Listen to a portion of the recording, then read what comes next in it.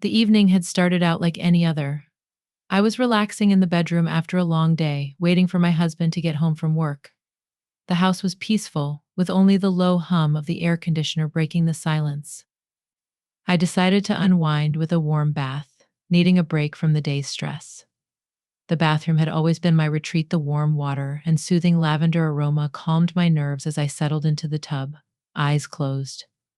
I knew my husband would be home soon. He often popped in to check on me, sometimes even surprising me in the bath when I least expected it. I always thought it was sweet how he would join me, lifting my spirits even when I felt down. Tonight, I anticipated the same. I heard the bathroom door creak open, but I didn't look up, assuming it was him. The soft steps were familiar, as was the quiet click of the door closing and the way someone moved closer just like he often did. My heart picked up a little, enjoying the familiar thrill of knowing he was near. The dim lighting made it hard to see clearly, but I didn't need to. I smiled, eyes still partially closed, thinking it was my husband standing there, ready to surprise me like he had so many times before. I waited for him to speak or to touch my shoulder, maybe to say something playful, but there was silence, just the soft sound of him stepping closer. I could feel his presence behind me, and my skin tingled in anticipation, my heartbeat quickening as the quiet tension in the room made the moment even more exciting. I leaned back slowly, expecting his familiar hands to reach out, but something felt different this time. The energy in the room was unusual. My husband would usually say something by now, some lighthearted comment to make me laugh, but whoever stood there was silent, simply watching. I opened my eyes, still assuming it was him, though a feeling in my gut told me something was amiss. I turned slightly, and my breath caught. It wasn't my husband standing there. It was my stepson. For a moment, I was frozen, my mind racing to make sense of what was happening. How could I have mistaken him for my husband? The shock of seeing him standing there so close, observing me in such an intimate setting, sent a chill down my spine. He looked just as startled as I was, but there was something else in his eyes, something I couldn't quite interpret. Was it curiosity? Desire? I couldn't tell, but it made the air between us feel thick with tension.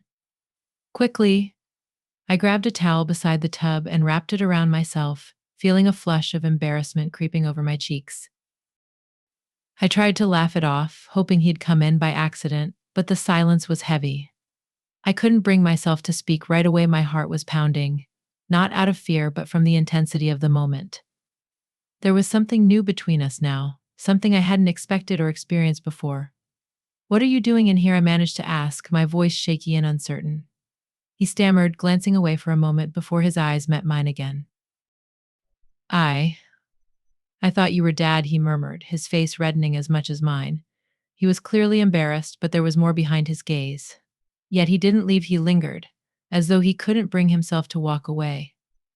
Part of me wanted to tell him to go, to make the situation less awkward and restore normalcy, but another part of me, the part that sensed the electric tension in the air, was curious.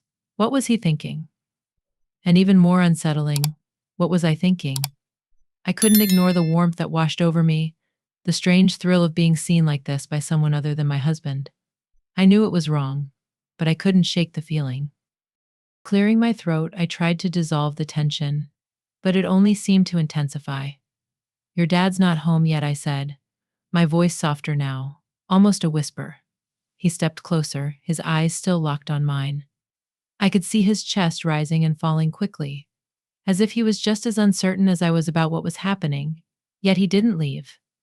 I didn't tell him to go either. For a moment, we were both caught in this strange, forbidden moment. My heart was racing, and I wondered if he could hear it too.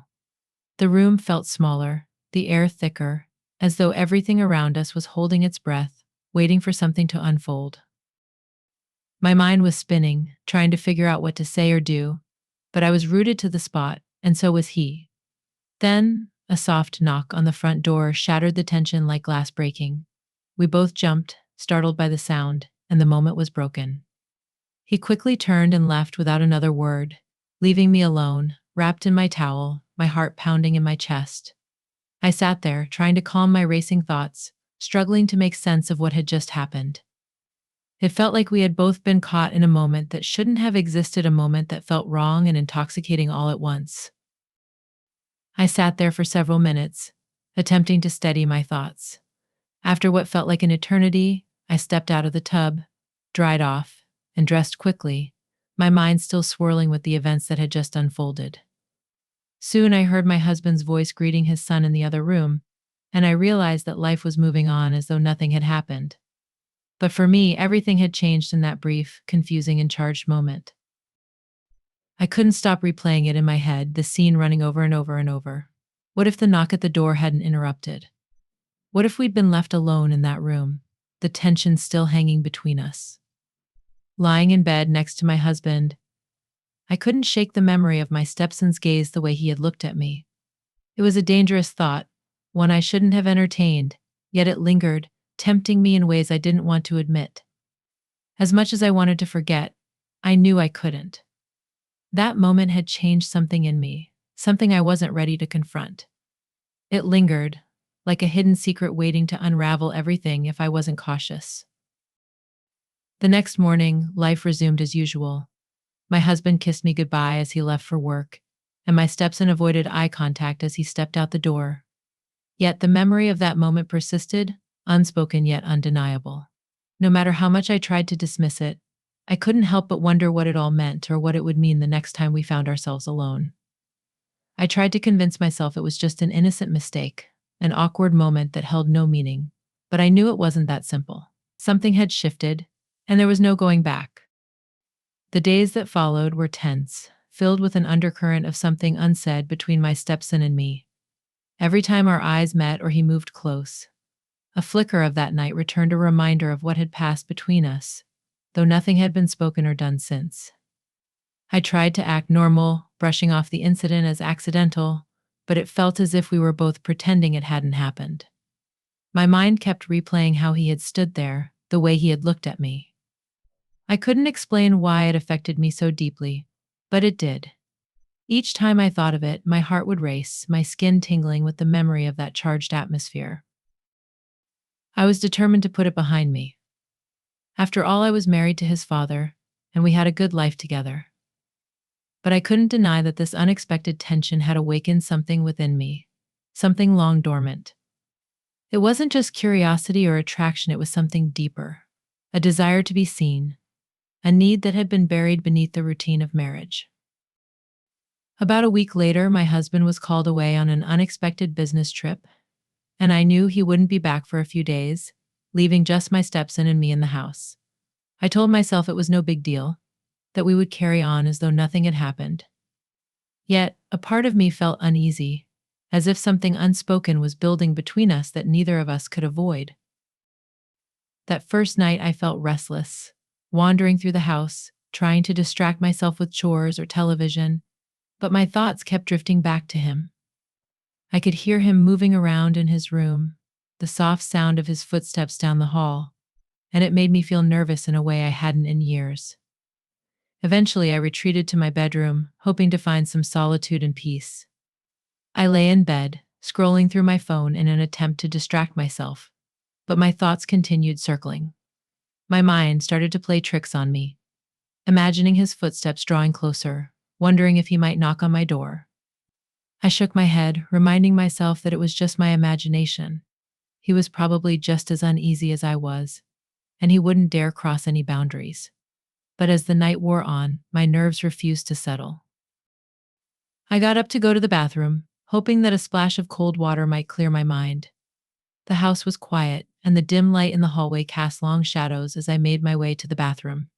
Standing before the mirror, I stared at my reflection, feeling like a stranger to myself, caught between desire and guilt, unable to reconcile the tension that had been building inside me. I closed my eyes, letting the cool water flow over my hands before splashing it onto my face. When I opened my eyes again, I saw him in the reflection, standing in the doorway behind me. My stepson was there, just as he had been that night, except this time there was no mistaking who he was. My heart leaped into my throat, and I turned around quickly, instinctively clutching my towel, even though I wasn't in the tub. "What are you doing?" I asked, my voice barely above a whisper. He didn't respond immediately, just stood there, looking at me with an intensity that made my stomach twist. His eyes were dark, filled with something I couldn't identify, a mix of emotions that made me feel both nervous and intrigued. "I didn't mean to startle you," he said at last, his voice low and quiet. I just, I wanted to talk." I swallowed hard, uncertain of what to say, feeling the thick tension in the room. My heart was pounding in my chest. About what I managed to ask, though I wasn't sure I wanted to know the answer. He took a step closer, and I could feel the warmth radiating from his body, the closeness making my pulse race. "About that night," he said softly. "I haven't been able to stop thinking about it." My breath hitched again. This was the conversation I'd been dreading, the one I'd tried so hard to avoid. But now here we were, standing face to face. I realized I had been thinking about it too, unable to let go of the memory, the feeling of being seen in that way. I thought you were your dad," I said quickly, attempting to downplay the situation, to make it seem like it was all a misunderstanding. But even as I said it, I knew that wasn't the whole truth. "I know," he replied, stepping closer, "but that wasn't all." Was it his words lingered in the air, loaded with meaning? I didn't know what to say. Part of me wanted to tell him to leave, to act like nothing had ever happened. But another part of me, the part that had felt that strange thrill that night, wanted to stay in this moment, to see what might come next. "I don't know what you're talking about," I managed to say, but my voice betrayed my uncertainty, shaky and unconvincing. He was now so close that I could feel his breath on my skin, the warmth of his presence sending a shiver down my spine. "Yes, you do," he whispered, his hand brushing lightly against my arm. The touch sent a shock through me, and I gasped softly. "This is wrong," I said, but even as the words left my mouth, they felt hollow, lacking real conviction. In that instant, all I could feel was the heat between us, the pull of something forbidden, something dangerous, something I hadn't felt in years. "I can leave if you want," he said, his voice almost a whisper. "Just say the word and I'll go," but I couldn't say it. The truth was, I didn't want him to go, not yet. He moved another step closer, and I felt the tension between us snap like a taut string. Before I realized it, his lips were on mine, soft and hesitant at first, then growing more urgent, more desperate. I kissed him back, my hands gripping the edge of the sink as my body responded to his touch. In that moment, the guilt and confusion melted away, replaced by something raw and primal. It wasn't about love or even desire, it was about the exhilaration of crossing a line, of stepping into the unknown. When we finally parted, breathless and flushed, I saw the same mixture of emotions in his eyes that I was feeling: desire, guilt, confusion. Neither of us knew what would come next, but we both understood that we had crossed a boundary that couldn't be uncrossed. "I'm sorry," he whispered, his voice thick with emotion. "I didn't mean for this to happen." I shook my head, still catching my breath. "It's not your fault," I replied softly. "It just happened." We stood there in silence for a few moments, both trying to process what had just taken place. Even as the reality began to sink in, I couldn't shake the feeling that I didn't entirely regret it. If this story resonated with you, please hit the like button and subscribe to my channel.